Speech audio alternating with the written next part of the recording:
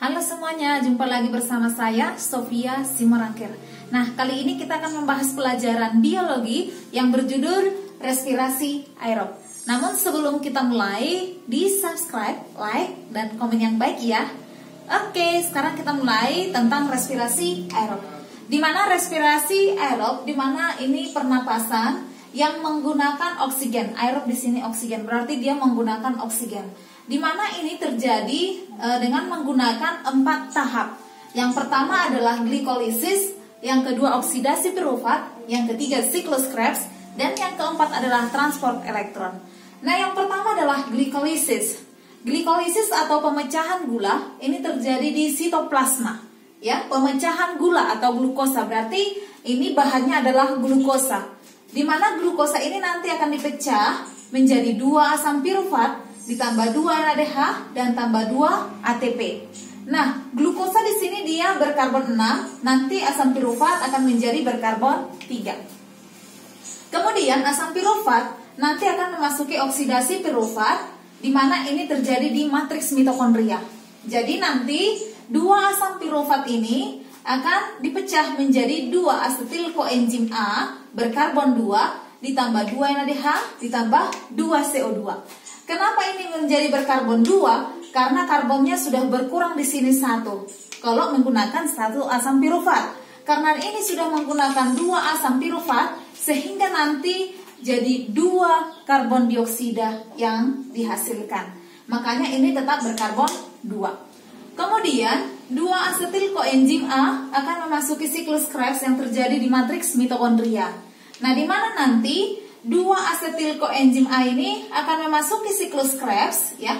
Siklus Krebs dia akan bersama-sama dengan asam oksaloasetat yang berkarbon 4, sehingga nanti menghasilkan asam sitrat berkarbon 6. Kenapa ini bisa berkarbon 6? Karena ada 2 karbon dari asetil koenzim A ditambah dengan 4 karbon dari oksaloasetat. Makanya ini berkarbon 6. Kemudian nanti asam sitrat akan membentuk isositrat dan melepaskan H2O. Ini juga masih tetap berkarbon 6 karena dia tidak melepaskan atom C. Kemudian isositrat akan membentuk alfa ketogluterat yang berkarbon 5 ditambah dengan 2 CO2 ditambah 2 NADH. Kenapa ini jadi berkarbon 5? Karena nanti ini akan berkurang 1. Kalau 1 siklus, karena ini 2 asetil koenzim A berarti 2 kali siklus nanti. Itu maksudnya. Kemudian setelah itu alfa ketogluterat akan membentuk suksinil ditambah 2 NADH ditambah 2 CO2. Nah, di sini alfa keto dia itu berkarbon 5 menjadi berkarbon 4 karena dilepaskan di sini 1 CO2. Nah, jadi atom C-nya dilepas 1. Kemudian suksinil akan membentuk suksinat berkarbon 4, tetap dia karena tidak melepaskan atom C dan menghasilkan 2 ATP. Kemudian suksinat akan membentuk fumarat dan melepaskan 2 FADH. Fumarat akan membentuk malat dan ini menggunakan H2O. Kemudian malat nanti akan membentuk asam oksaloasetat kembali dan melepaskan 2 NADH. Jadi ini nanti sudah 2 siklus hasilnya ini. Ini sudah hasil dari 2 siklus karena menggunakan 2 asetil koenzim A.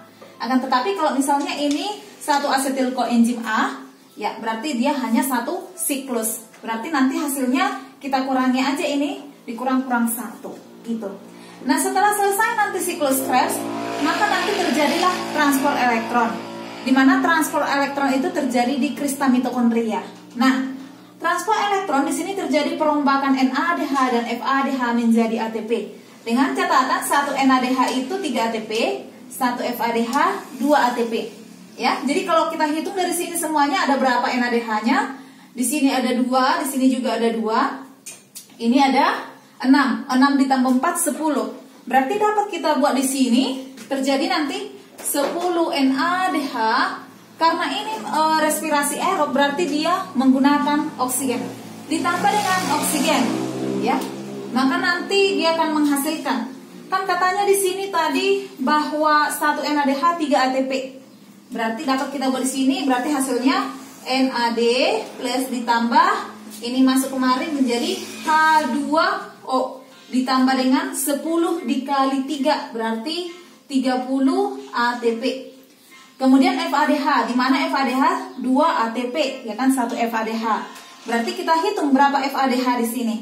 FADH-nya di sini ada 2, berarti dapat kita buat 2 FADH ditambah dengan oksigen karena respirasi aerob. Berarti hasilnya FAD ditambah H2O ditambah 2 dikali 2 berarti ditambah 4 ATP. Makanya hasil daripada respirasi aerob itu nanti di sini dia 34 ATP ditambah dengan berapa ATP?